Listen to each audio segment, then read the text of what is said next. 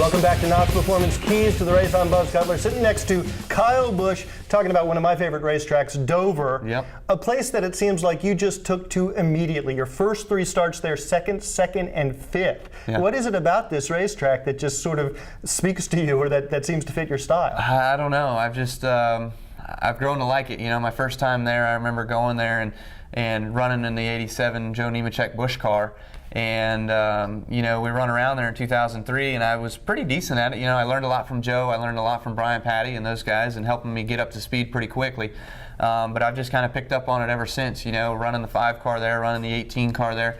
I've had some success at that place, so it's a fun racetrack. Now, is Dover maybe the track that gives you the greatest sensation of speed? I mean, with perhaps the exception of Talladega or Daytona?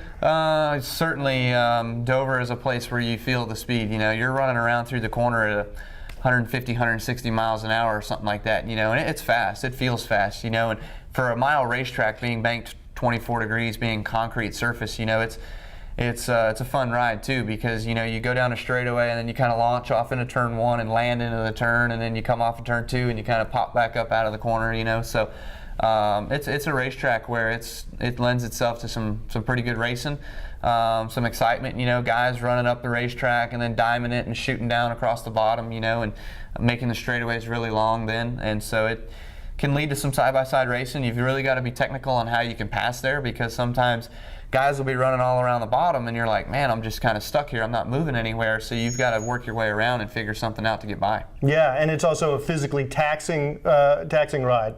It is. Yeah. Yeah, Dover is one of the most physically demanding racetracks we go to. I mean, just the up and the down and the turning and how long you're in the corners for and not much rest on the straightaway, all that. Right, and you can be a little bit of aggressive getting into those corners. Yeah, you can be, you know, sometimes depending on how your car's set up, you know, if you run a stiffer package, you know, you'll have to back up your corner a little bit, because when you land, you'll land so abruptly it'll kind of bounce you up the racetrack a little bit. So there's a lot to be, there's a lot for the crew chiefs and the drivers to talk about and discuss to make yourself better. Does the fact that it's a concrete surface and doesn't get affected by the weather as much allow you to sort of zero in a little bit more on that handle, on that setup, just the way you want it? Yeah, you know, that's a good point, because when it goes from daytime, bright, sunny outside to some clouds or overcast, the track, you don't feel like it changes a whole lot. You know, asphalt racetracks, you feel like when clouds come over, you pick up grip like madman. You know, but Dover, you're like, nothing's really changed here. You know, I still need the same amount of help that I've needed before. Right, all right. That's Kyle Busch. Doesn't need a lot of help at Dover. I'm Buzz Cutler. Thanks for watching NOS Performance Keys to the Race.